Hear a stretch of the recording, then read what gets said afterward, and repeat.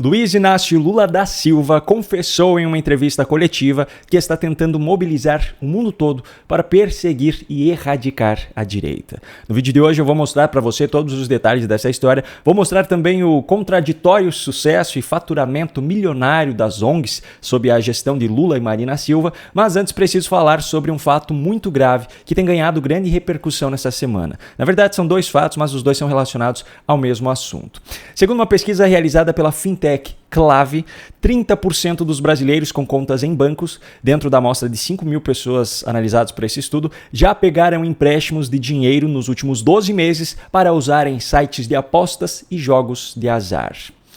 A análise foi feita através do banco de dados da própria empresa e de informações obtidas por meio do Open Finance, que compilou as informações de forma anônima. A partir disso, foram analisados os extratos dos correntistas e identificados os pagamentos feitos para os CNPJs de empresas desse segmento. Outro dado alarmante diz respeito aos beneficiários do Bolsa Família. Segundo o Banco Central, só no mês de agosto de 2024, os beneficiários desse programa assistencial do governo gastaram 3 bilhões de reais em sites de apostas. Nesse valor, inclusive, não estão sendo considerados os pagamentos feitos com cartão de crédito ou débito, então o total deve ser ainda maior. Veja a gravidade dessa situação. Nós estamos falando de pessoas que, pelo menos teoricamente, dependem desse auxílio para sobreviver. Então esse valor gasto em apostas faz com que outras coisas faltem dentro de casa, coisas essenciais. Bom, apesar de impactante, esses fatos não são surpreendentes, porque existe uma lógica por trás disso. Eu vou levantar aqui 4 razões que, na minha opinião, estão por trás desse comportamento. Não são as únicas, mas, ao meu ver, são as principais. A primeira delas é um problema cultural que uma grande parcela da população brasileira tem de viver no limite da sua renda, ou até mesmo extrapolando o limite, fazendo uso de cartões de crédito, empréstimos, etc. E isso é uma consequência da falta de educação financeira. O modelo de educação que é seguido no Brasil é o grande culpado por essa realidade. A filosofia de Paulo Freire moldou a educação brasileira nas últimas décadas. E Paulo Freire era socialista, comunista e todos os outros istas da ideologia da esquerda. O cidadão brasileiro não aprende na escola, nem no ensino superior, a empreender. E por empreender eu não me refiro apenas à abertura de empresas, novos negócios. Não, eu me refiro a empreender em relação à própria vida. Eu me refiro à consciência de que é preciso fazer sobrar dinheiro para ter uma reserva financeira para situações imprevistas e também para investir, para fazer com que o seu dinheiro trabalhe para você e, ao longo prazo, se tornar independente financeiramente. Poder trabalhar apenas por vontade própria e não mais por necessidade. O nosso modelo de educação ensina apenas a sobreviver.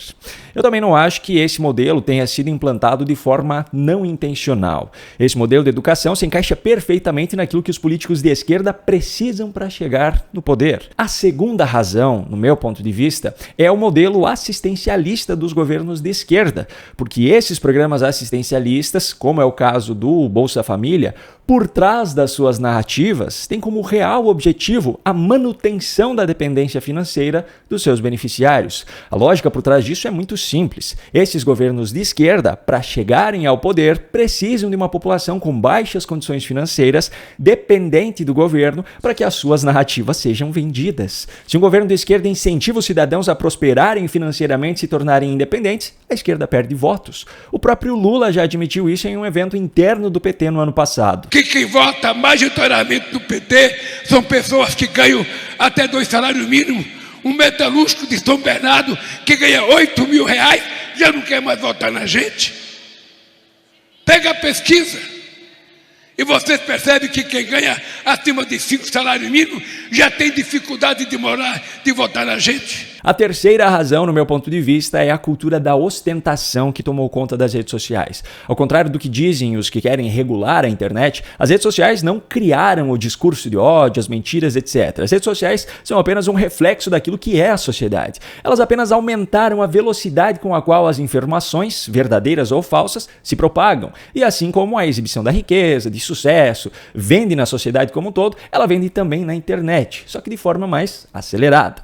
E aí você pega as novas gerações, que naturalmente já estão mais ansiosas, mais aceleradas, e expõe para elas um mundo de riqueza, de bens materiais, de viagens, de corpos perfeitos.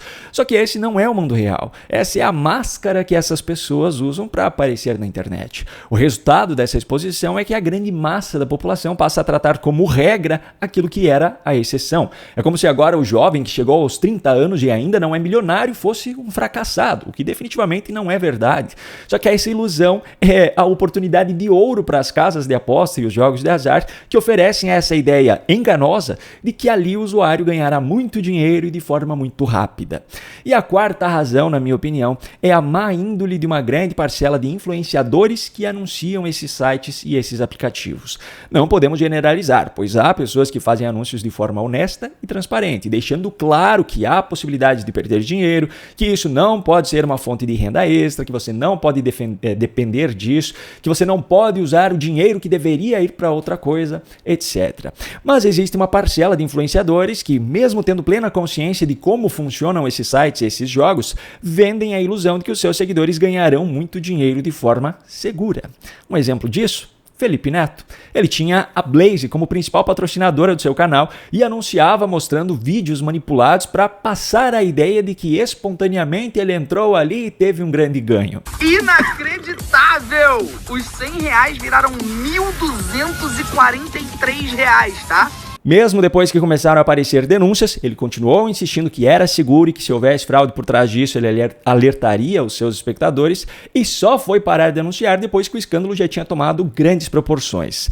Agora, depois que Deolane Bezerra foi presa, nessa semana teve o caso do Gustavo Lima, que foi muito discutido e questionado por juristas. Enfim, agora que o cerco está se fechando, Felipe Neto se mostra arrependido e quer conscientizar o seu público. Eu divulguei casa de aposta.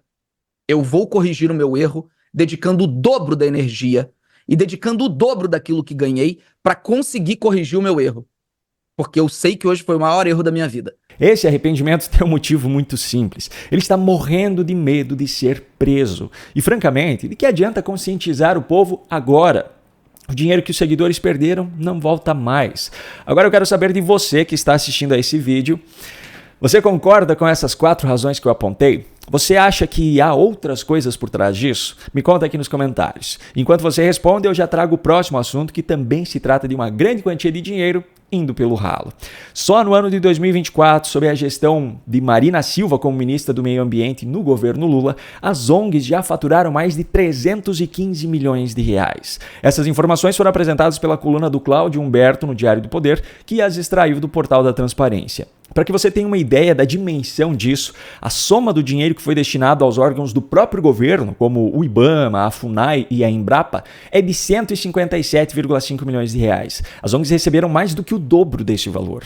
O valor que o governo Lula destinou a elas é maior também do que o que foi destinado a organismos internacionais, como o ONU e OIT, que somam 219,4 milhões de reais. Ainda segundo a matéria, a ONG que mais recebeu repasses do governo foi a Fundação Espírito Santense de Tecnologia, que recebeu 16,5 milhões. Esse valor é maior que o que foi repassado para a prefeitura que mais recebeu recursos do governo no mesmo período, que foi a de Imperatriz, no Maranhão, com um total de 14,1 milhões de reais. Não é à toa que, mesmo com inúmeros recordes de incêndios sendo quebrados no governo Lula, as campanhas para salvar a Amazônia e outras áreas desapareceram, não é mesmo? E por falar em Lula, eu também tenho algo que foi dito por ele para mostrar nesse vídeo, como eu prometi lá no começo. Mas antes eu quero apenas lembrar você que aqui na descrição você encontra o link para acessar o e-book 7 estratégias para vencer debates com militantes de esquerda, onde eu compartilho as minhas principais estratégias para argumentar, tanto em debates em público, quanto nas discussões sobre política no dia a dia. Agora sim. Em uma coletiva de imprensa ainda em Nova York, Lula deu uma declaração que foi uma verdadeira confissão de que a sua democracia não tem nada de democrática e que não passa de uma perseguição incansável à direita. Ao comentar sobre a reunião que ele e Pedro Sánchez, da Espanha, convocaram para discutir sobre a democracia, ele falou isso aqui. Eu também tive a oportunidade de, junto com o Pedro Sánchez da Espanha, convocar uma reunião com alguns presidentes que nós consideramos democratas, não convidamos todos porque era uma coisa muito precipitada, para a gente discutir a revitalização da democracia. o surgimento da extrema-direita, sabe, esse extremismo que nós estamos vendo, sabe, com um suporte muito grande na indústria do fake news que está monetizado, tem gente ficando rico com a quantidade de mentiras, com a quantidade de leviandade. Eu chamei os democratas para a gente discutir, ou seja, onde é que a democracia errou? Porque em algum momento a democracia cometeu uma falha que permitiu que pessoas extremistas e de extrema-direita pudessem questionar a própria democracia, questionar o sistema, questionar uma série de coisas que há 50 anos atrás era culpa da esquerda. De uma coisa ele tem razão. Tem pessoas que estão enriquecendo em cima de mentiras e leviandades. Só que ele é um dos maiores exemplos disso. Mensalmente recebe um salário de dezenas de milhares de reais para viajar pelo Brasil e pelo mundo, espalhando narrativas inverídicas, fora as regalias concedidas ao seu cargo e as oportunidades de... Bom, melhor deixar para lá. Agora, vem cá. Que democracia é essa em que o cidadão não tem o direito de fazer seus questionamentos a respeito da própria democracia, do próprio sistema?